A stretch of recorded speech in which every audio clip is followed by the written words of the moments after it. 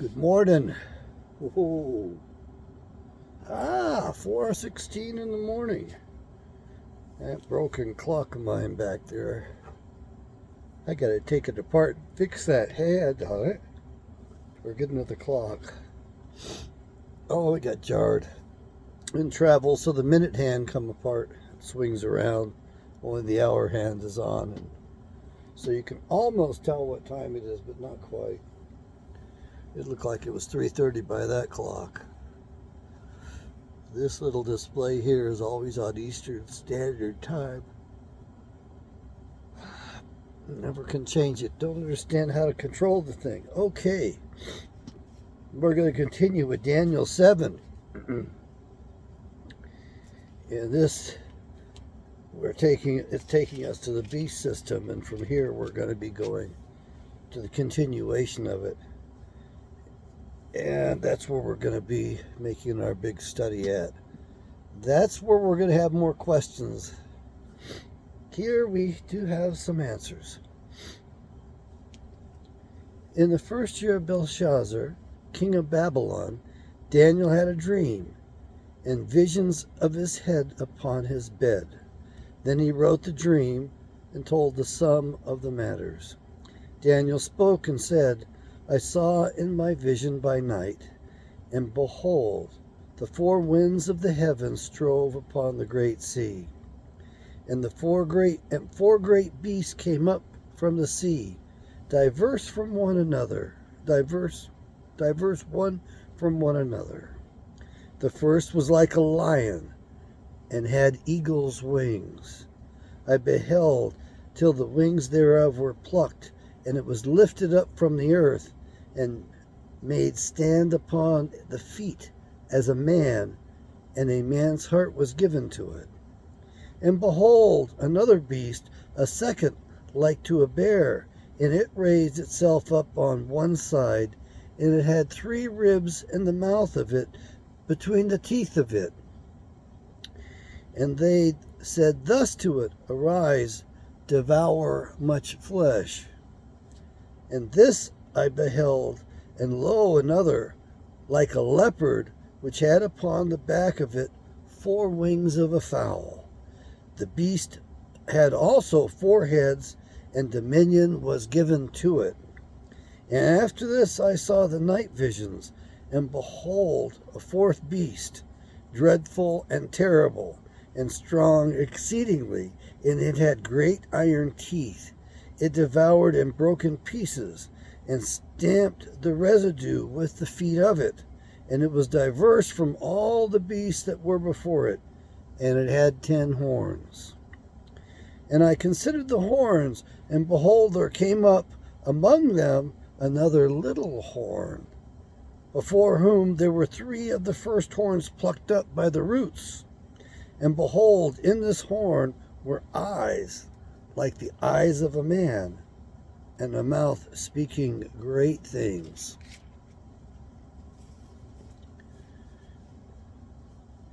I beheld till the thrones were cast down, and the Ancient of Days did sit, whose garment was white as snow, and the hair of his head like the pure wool.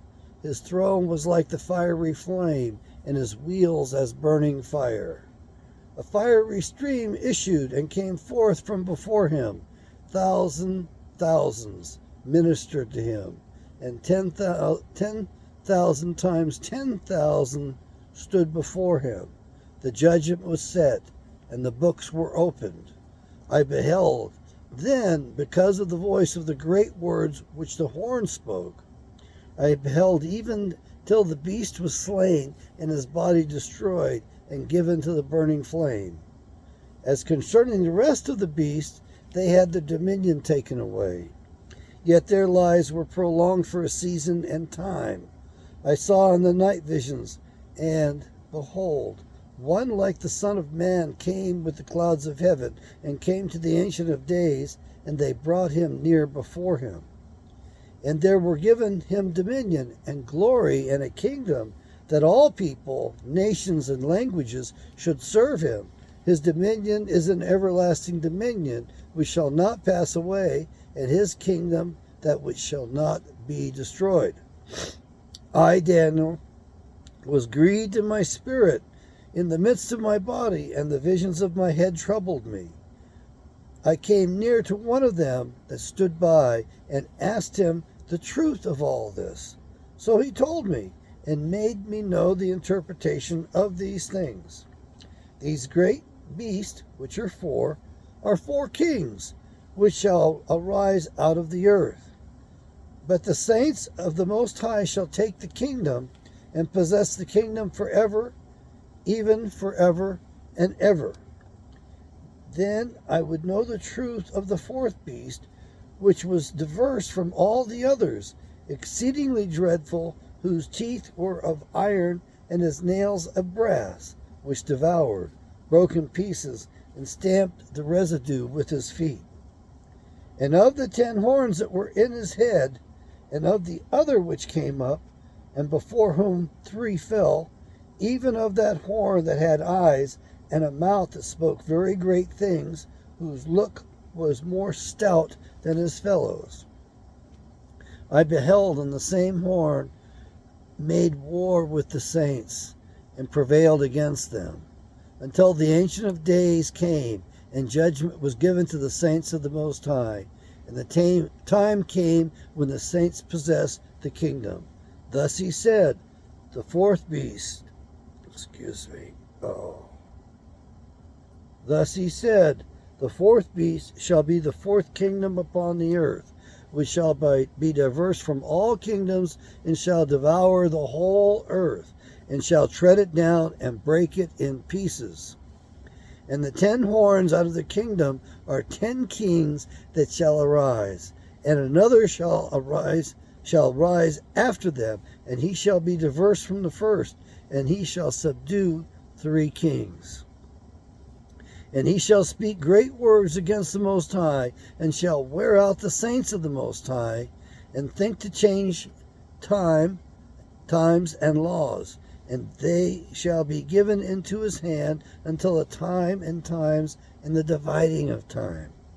But the judgment shall sit, and they shall take away his dominion, to consume and to destroy it to the end. And the kingdom and dominion and the greatness of the kingdom under the whole heaven shall be given to the people of the saints of the Most High, whose kingdom is an everlasting kingdom, and all dominions shall serve and obey him. To here is the end of the matter. As for me, Daniel, my cogitations much troubled me, and my countenance changed in me, but I kept the matter in my heart. Daniel 8. In the 3rd year of the reign of King Belshazzar, a vision appeared to me, even to me Daniel, after that which appeared to me at the first. And I saw in a vision, and it came to pass when I saw that I was at Shushan in the palace, which is in the province of Elam, and I saw a vision, and I was by the river of Ulai.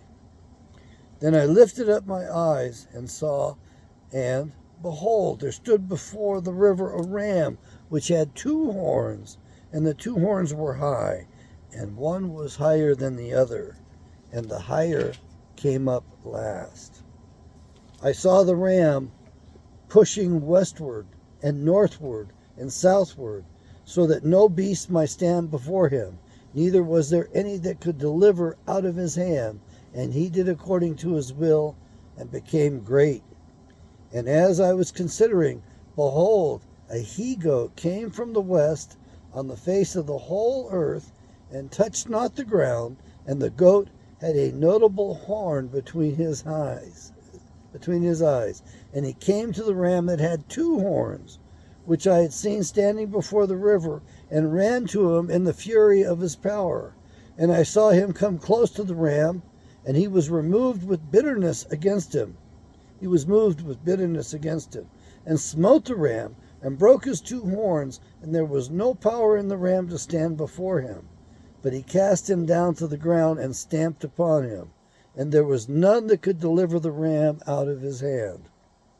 Therefore the he-goat became very great, and when he was strong, the great horn was broken. And for it came up 4 notable ones toward the 4 winds of heaven. And out of one of them came forth a little horn, which became exceedingly great, toward the south, and toward the east, and toward the pleasant land.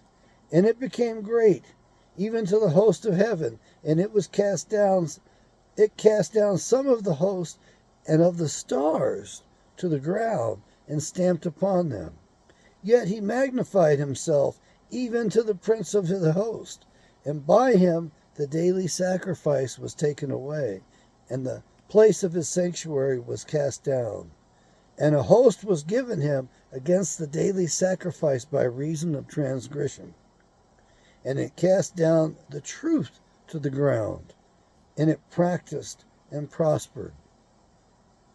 Then I heard one saint speaking, and another saint said to that certain saint which spoke, How long shall be the vision concerning the daily sacrifice and the transgression of desolation, to give both the sanctuary and the host to be trodden underfoot?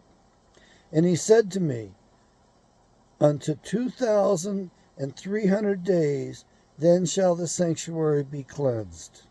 And it came to pass, when even I, Daniel, had seen the vision, and sought for the meaning, then, behold, there stood before me as the appearance of a man. And as I heard a man's voice between the banks of Ulai, which called, and I said, Gabriel, make this man to understand the vision. So he came near where I stood, and when he came, I was afraid and fell upon my face, and he said to me, Understand, O Son of Man, for at the time of the end shall be the vision. Now as he was speaking with me, I was in a deep sleep on my face toward the ground. But he touched me and set me upright. And he said, Behold, I will make you to know what shall be in the last end of the indignation. For at the time appointed the end shall be. The ram which you saw having 2 horns are the kings of Media and Persia.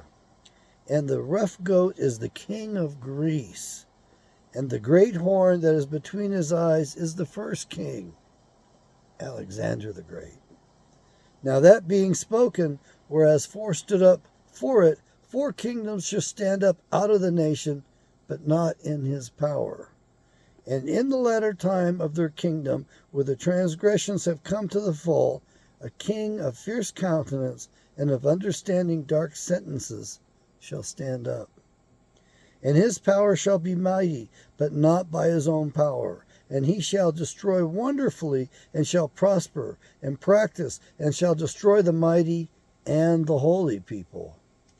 And through his policy also he shall cause craft to prosper in his hand, and he shall magnify himself in his heart, and by peace shall destroy many. He shall also stand up against the prince of princes, but he shall be broken without hand. And the vision of the evening and the morning which was told is true. Therefore shut you up the vision, for it shall be many days. And I, Daniel, fainted, and was sick certain days. Afterward I rose up, and did the king's business, and I was astonished at the vision, but none understood it. Daniel 9. In the first year of Darius, the son of Ahasuerus, of the seed of the Medes, which was made king over the realm of the Chaldeans, in the first year of his reign, I, Daniel, understood by books the number of the years, whereof the word of Yahweh came to Jeremiah the prophet, that he would accomplish 70 years in the desolation of Jerusalem. And I set my face unto the Lord God, to seek by prayer and supplications with fasting and sackcloth and ashes.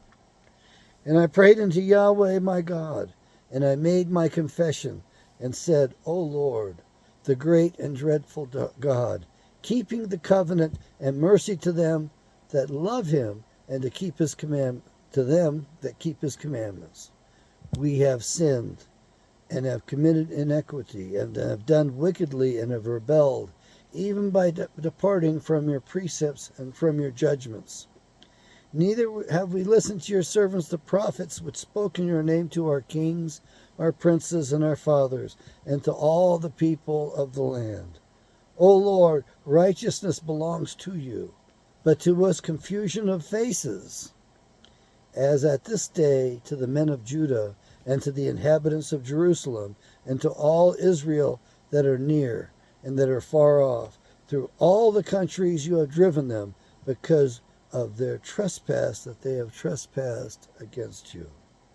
O Lord, to us belongs confusion of face, to our kings, to our princes, and to our fathers, because we have sinned against you, and to the Lord our God belong mercies and forgiveness, though we have rebelled against him.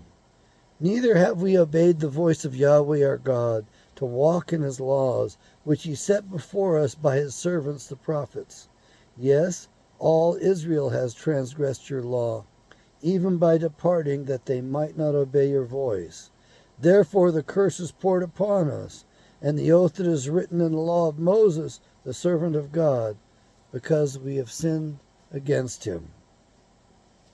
And he has confirmed his words which he spoke against us, and against our judges that judged us, by bringing upon us a great evil. For under the whole heaven has not been done as he has done upon Jerusalem. As it is written in the law of Moses, all this evil has come upon us. Yet made we not our prayer before Yahweh our God, that we might turn from our iniquities and understand your truth. Therefore has Yahweh watched upon the evil and brought it upon us. For Yahweh our God is righteous in all his works which he does, for we obeyed not his voice. And now, O Lord our God, that have brought your people forth out of the land of Egypt with a mighty hand, you have gotten you renown, as at this day we have sinned, we have done wickedly. O Lord, according to all your righteousness, I beseech you, let your anger and your fury be turned away from your city Jerusalem, your holy mountain, because of our sins and because of the iniquities of our fathers. Jerusalem and your people have become a reproach to all that are about us. Now therefore, O our God, hear the prayer of your servant and his supplications, and cause your face to shine upon your sanctuary that is desolate for the Lord's sake. O my God, incline your ear and hear. Open your eyes and behold our desolations, and the city which is called by your name.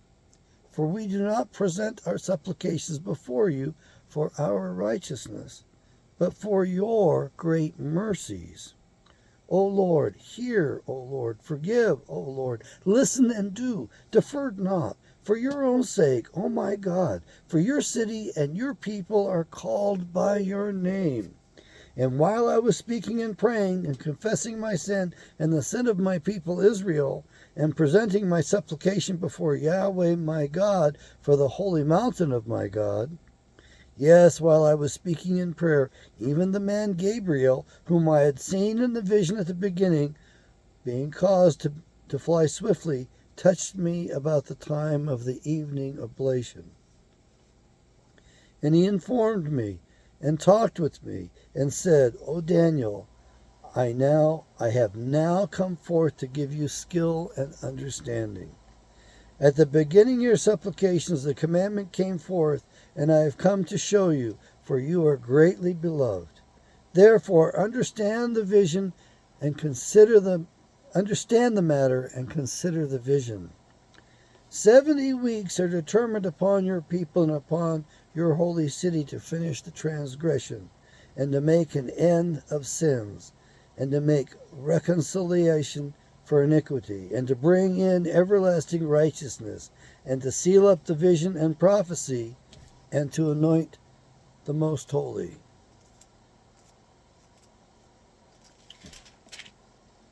Know therefore and understand that from the going forth of the commandment to restore and to build Jerusalem to the Messiah, the prince, shall be 7 weeks and 62 weeks. The street shall be built again, and the wall. even in troublesome times. But after 62 weeks shall Messiah be cut off, but not for himself. And the people of the prince shall come destroy the city and the sanctuary, and the end thereof shall be with a flood. And to the end of the war desolations are determined. And he shall confirm the covenant with many for 1 week. In the midst of 1 week he shall cause the sacrifice and the oblation to cease.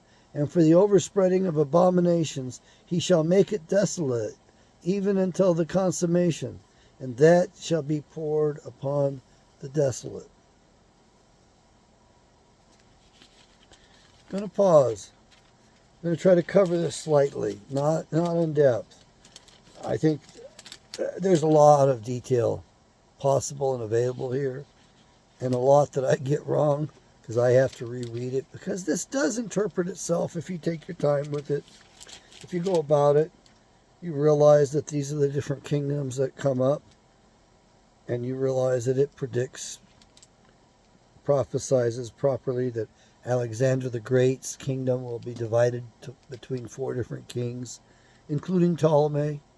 The importance of Ptolemy is that he had that part of Alexandria, and Ptolemy II produced the Septuagint Bible in Alexandria, Egypt.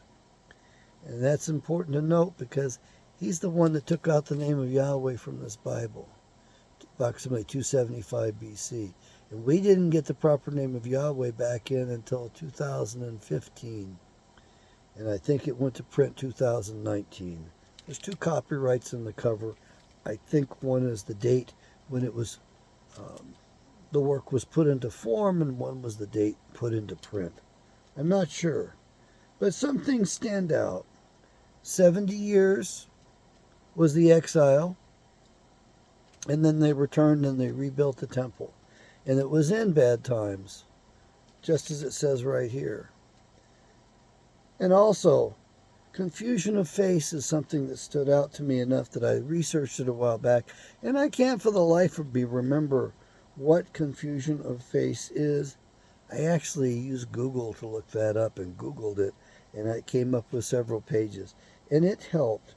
But there are several different ways to look at this phrase, confusion of face. It can mean that their psychology is confused.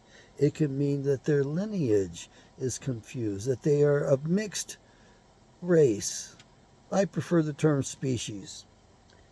It could be that. And it could be just that they don't know what the hell is going on. And then the flood stands out. The end there shall be with a flood. Floods refer to peoples. Floods of peoples. And this is just very, very interesting. And what I glossed over and what came to mind as I was reading this was that the prophets told of the sin. And the sin's not mentioned in here. What was the sin that got them kicked out of the land? The sin is the same sin we're doing today. And this sin is covered in 2 of the major prophets. I believe Isaiah and I think it's Jeremiah that detail these sins. And if you read carefully, you will realize that they had political correctness just before they were taken away. So political correctness takes us out of reality. It destroys our grounding, our foundation. We can't think straight. Talk about confusion. Political correctness is the ultimate, because you're not allowed to recognize or speak the truth or reality because it offends people. Same thing as today. Same thing back then. So that was one of the things that occurred before they were taken into captivity. Now, we've been taken into captivity, but rather than being physically deported, they have taken a foreign jurisdiction and superimposed it upon us. So instead of constitutional common law, we are ruled by admiralty law. We're ruled by maritime law, by the law of the merchants, the ones that traded on the seas that was developed over centuries. And so we are no longer citizens of our states. We are citizens of this wicked beast called the United States of America, which appears to me to be part of the final beast, if not the final beast. And it could have been prophesied right here before us when we went past that it may be the beast that destroys everything on the face of the earth. Because that's the one thing we are good at. I'm sorry to say it, but that's the one thing America's good for, is destroying others. Isn't it sad? Now, the sin that you're wondering that the prophets warned them about, the evil ones and his children got us practicing today. And that sin is really pretty straight ahead, but you got to read it carefully. And we're not going to go there. I'm not prepared to do that. I'm just a Bible reader, not a Bible scholar. And so the sin was that, and they were told, the prophet told them that Yahweh said, when you put a woman out, which means you send her out of your house.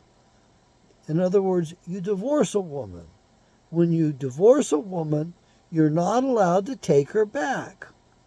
Why? Because if you do, it will pollute the land, and the land will spew you out. That's what the warning was. In other words, you want to divorce her, you can divorce her, but you cannot take her back. And if you basically go back into the sex act with that woman after putting her out, then you'll pollute the land, and you will be removed from the land. There were plenty of other sins to cause them to be taken into exile, but it was that one which two different prophets gave them major warnings on.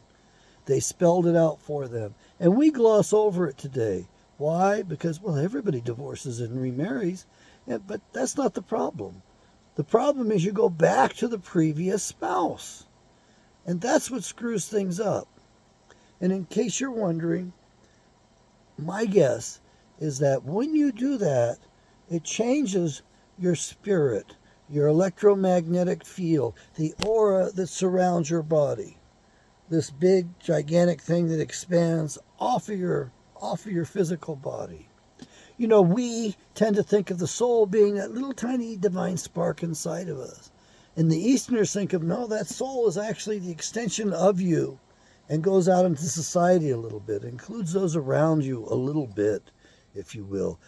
There's an interaction there. In other words, it's not a little tiny spark inside the body. It's a pretty big electromagnetic field that surrounds you. It might be 7 feet from your body, might be 12 feet from your body.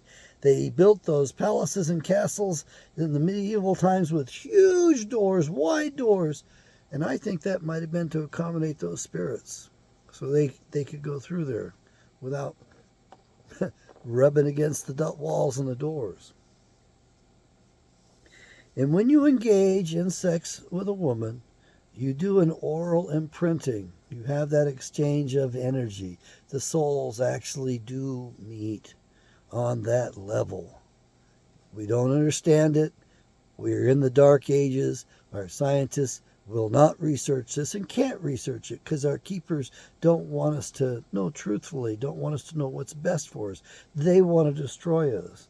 They don't want us to be healthy. They want to harm us. They don't want to do us any good. They're just plain evil. And when you disengage, you leave an impression in that electromagnetic field.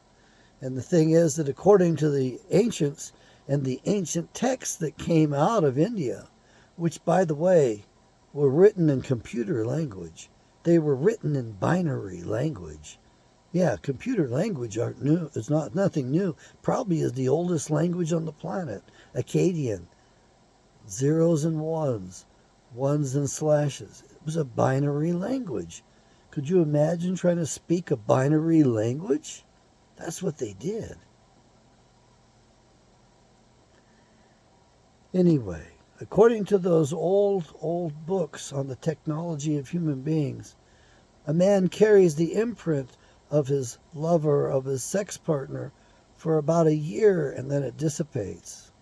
So it has an impact. He carries it with him. So in other words, you're not getting away with anything. You are carrying that with you when you walk off. However, according to those ancient Vedic literature, those ancient yogic writings, that had the technology for human beings written down in it, encoded in it.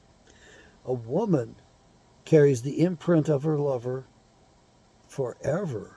It never goes away.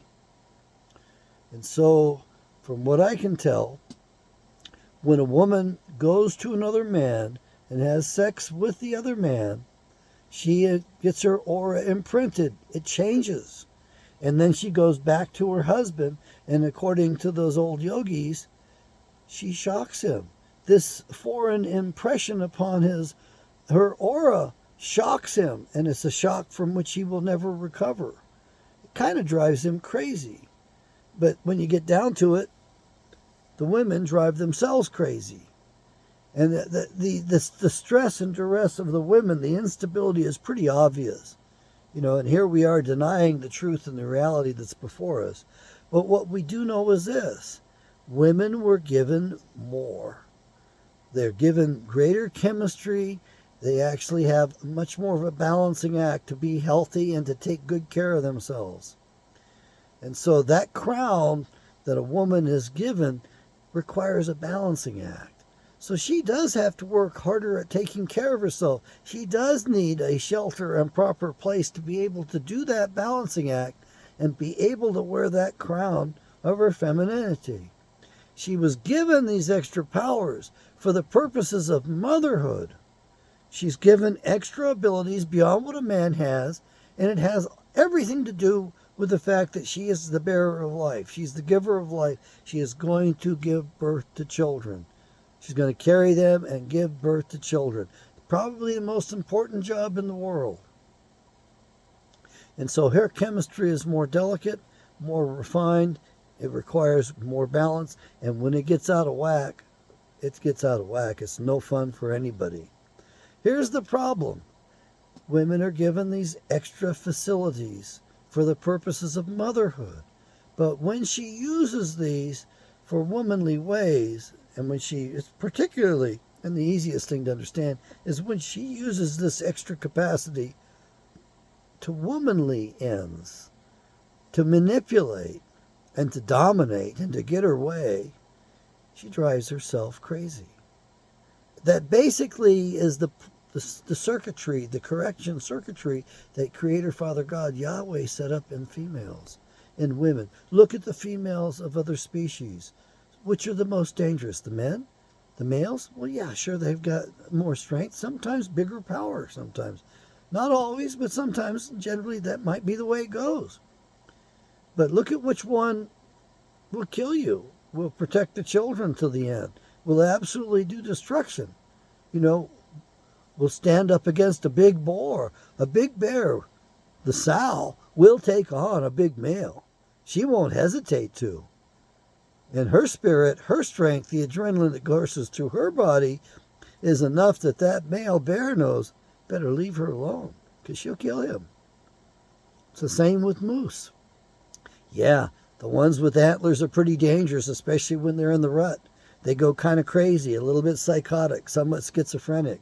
I mean, they go nuts. They go running out in traffic. They don't look at anybody or anything else. All they focus in on is what they focus in on. And they go crazy for a little while. But they're not dangerous to us men and women very much. You get between Mama Moose and her cow, and my God, she'll kill you. She won't hesitate. So we need to understand we do have some animal nature in us. Confusion of face is important. Go look that up. 70 weeks and 70 years. The Assyrians attacked in 722 BC. So they were in captivity for approximately 70 years. So approximately 650 BC is when they went back. They didn't all go back, though. A lot of them, the house of Israel, the northern house, which went into captivity first, went across the Caucasus mountain range.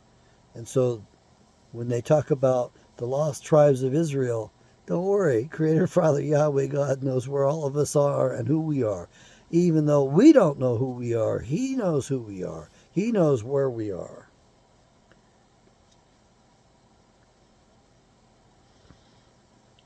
We're going to move forward with this. but I'm going to break here and I'm going to start another video. The abomination of desolation is covered in the history of 1 Maccabees in the apocryphal books. Unfortunately, it's not in this publication. There are a lot of problems on that, and I'm working on it. Believe me, that's probably my project, is to bring that to print. And we're going to understand here in short order, when we're doing this Bible study, we are going to be understanding why Ezra was one of the greatest prophets. He's only got one short book here in the Bible proper, but in the Apocrypha he has 2 more books. And I've been told this week that there's another book on top of that. So there's 4 books of Ezra, and I haven't seen the 4th book yet. But I've got good, decent copies of the 2nd and the 3rd. And those are called 1 Esdras, Esdras, and 2 Esdras in the Apocrypha. And the problem is, in the King James, they use the Latin Vulgate. And the problem is that resulted in fewer verses by a long shot. Things were left out. So the Roman Catholic Church saw fit only to provide the short Vulgate version suitable for the masses, rather than the actual good text to the people. And that's what was brought to you in the King James Version. Is it any good? Yeah, it's good. Is it great? No, it's not great.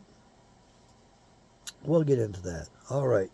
I'm going to close this one out, and then I'm going to continue on with Daniel 10. Yahweh bless.